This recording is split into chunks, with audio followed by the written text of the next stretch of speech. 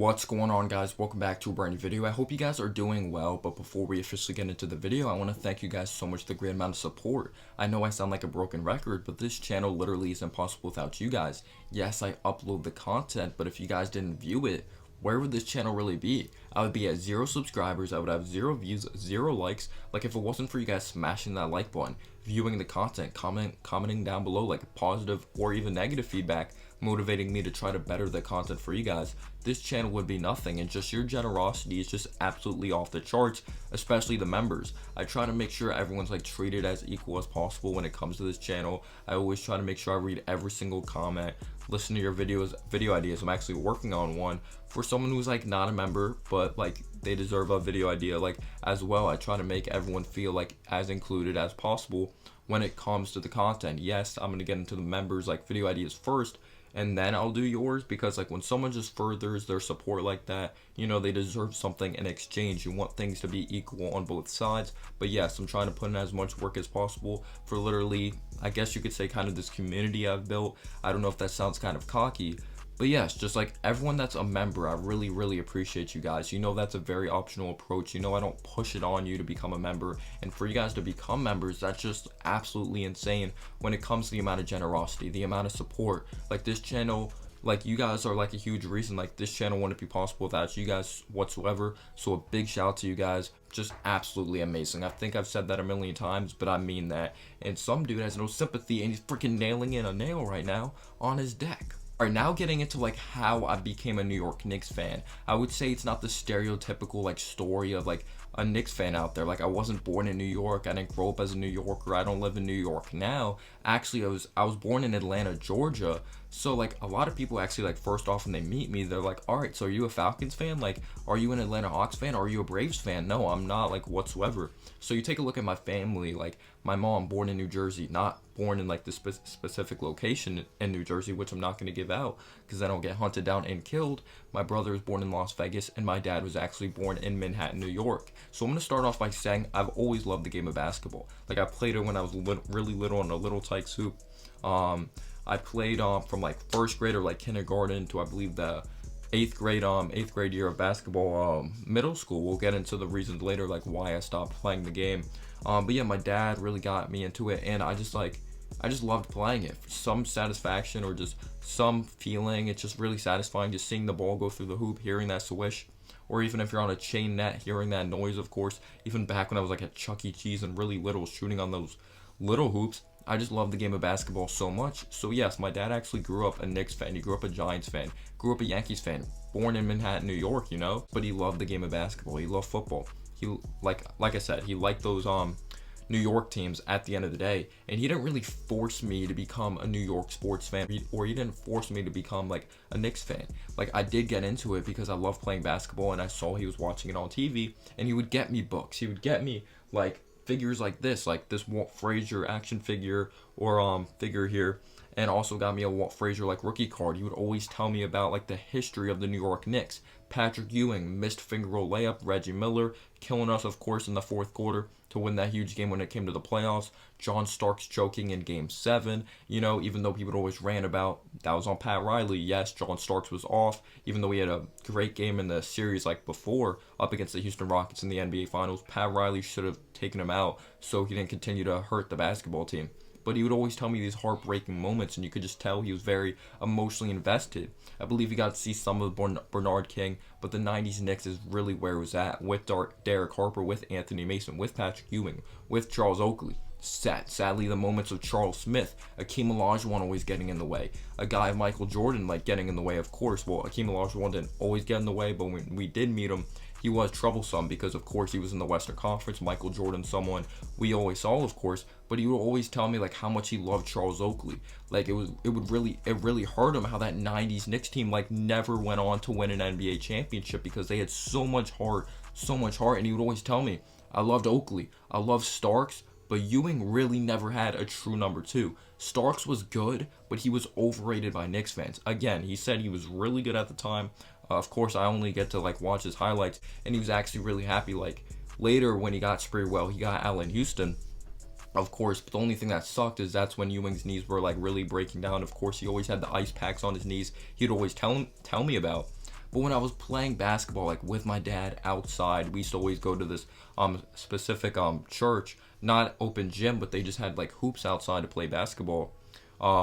Like on, of course. Or when I just played basketball when I was really little, like in I believe I was like in first grade at this time, and my brother was in third grade, and they allowed me to play on the basketball team, and I was always that guy that just took pride in playing defense, or that kid that took pride in playing defense, diving after loose balls. And my dad would always be like, "You look like Charles Oakley out there." Like, he just loved that I always played my ass off when it came to basketball in general. But the first Knicks team like I really saw was when we just got Carmelo Anthony, and my dad always told me like I hated that we traded for Carmelo Anthony.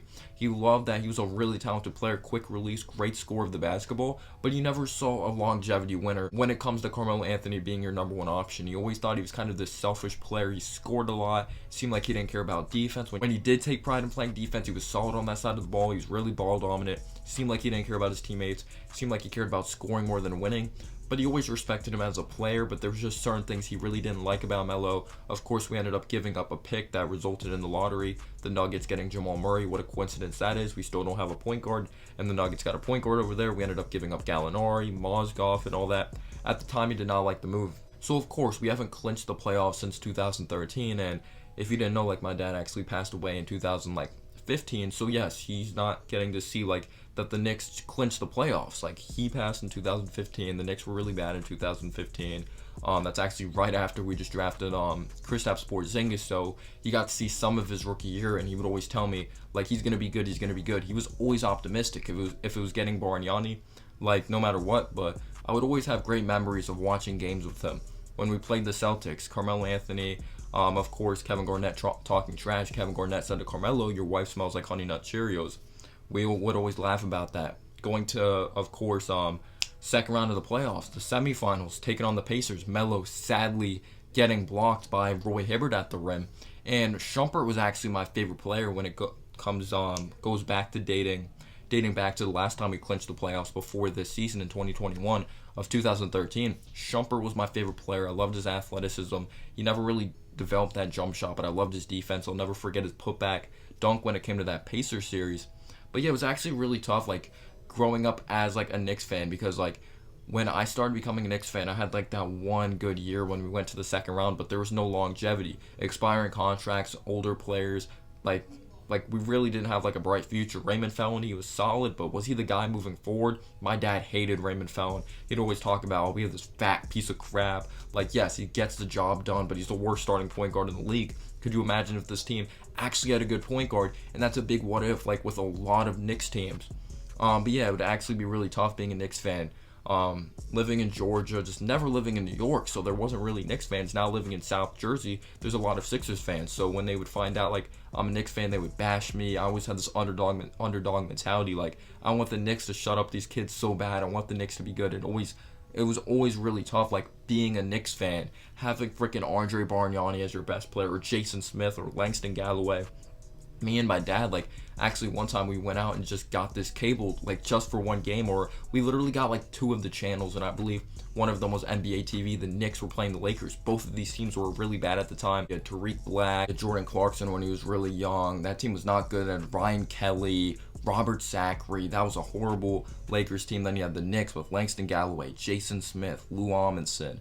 You had Andre Bargnani. Like, it was just not a good team. Ricky Lito. Like, our bright spot was Langston Galloway at the time. He was, like, an okay role player, not really getting action like he was with the New York Knicks, but there was that really nice spurt when he was, like, a top 5 3-point shooter, like, in the league when it came to his percentage-wise, like, for the first few games in. But me and my dad were always optimistic, no matter what. Bargnani, former first overall pick, maybe that's actually going to work out well and all that. Of course, you never got to see Carmelo Anthony go on to get traded. Didn't see the Derrick Rose, Porzingis, like, that combination of the super team thing. Like, I'm glad my dad didn't see that. He would have probably threw up in his mouth like a million times.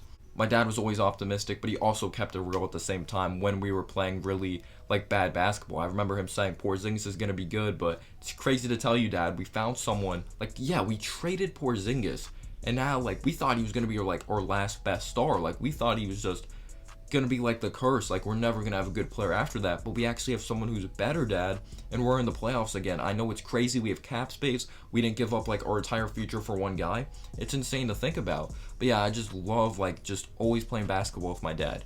talking Knicks with my dad as well. My dad's favorite players were definitely Charles Oakley and John Starks. He loved John Starks, like underdog story, working at a grocery store. This man was undrafted. Yeah, Charles Oakley might have not been the best talent, but he always played his ass off. And again, I'm glad he didn't get to see like another embarrassing part of Oakley getting kicked out of the Garden. My dad would have just went absolutely ballistic. But I'm really trying to think of like everything at the top of my head. Like I always loved the game of basketball. But like when my dad actually went on to like pass away, I'm still a Knicks fan. Like during this time, like I was playing up to like 8th grade school basketball. When it came to middle school, and I remember just loving like playing the game of ball like without any distractions, without any pressure. I just loved playing the game. But then when my dad passed away, it just felt like there was so much pressure to really play well. I would think about him so much, and I would just be so hard on myself, and I would always get anxiety before every game. And you can call me soft all you want, but I just didn't enjoy playing the game of basketball anymore. And my dad's actually a huge reason why I started up this new channel, started a channel in the past. Like I was like really missing someone to talk Knicks with, and I'm really glad that I built this channel, because like you guys being Knicks fans, like, it's just awesome. And I know my dad would have loved this channel. I would have my dad on like freaking every night if he was still alive. And yeah, there's just so much pressure to continue to play basketball, and I just didn't enjoy playing it anymore because I would always get upset. I felt like I always had to make him proud. There's so much that goes into it. Like me and my dad, we would talk about Walt Frazier, Bernard King. Never got to see them play, but we would watch his old highlights. It was just so much fun talking Knicks and just like getting hyped about every little thing, because being a Knicks fan during that time after making the playoffs in 2013, getting Phil Jackson, we're like, okay, we're going to get Phil Jackson as a coach, ends up being the GM or just like president of basketball operations. Absolute disaster. Just dad, it really breaks my heart that you don't get to see this Knicks team. You would love this Knicks team. They're no nonsense. We have someone who cares about winning basketball, someone who wants to represent New York. He wants to just all said and done, like retire as a Knick. We have RJ, who might be a star in the making. He really puts in the work, hard worker. He's getting better every single day. We have really tough-minded players and just no nonsense, all about winning, hard work, blood, sweat, and tears. That's what my dad wanted. That's what my dad always wanted.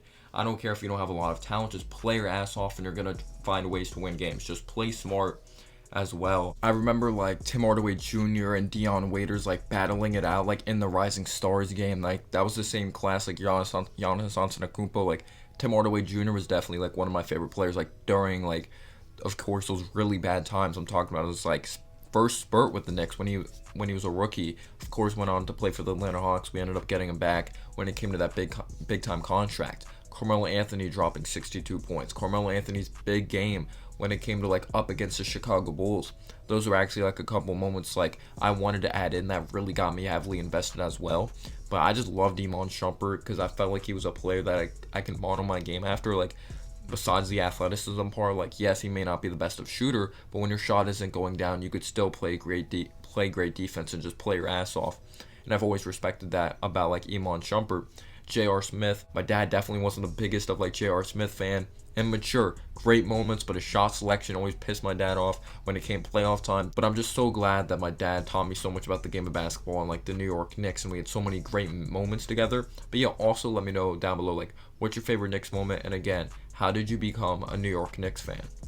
Rest in peace to my dad. I know he's watching this Knicks team from above. He would have so much fun watching this team, and really sucks that I don't get to watch it with them. But yeah, let me know down below like how did you become a Knicks fan? And as always, guys, have a humble day or night. Peace out, y'all.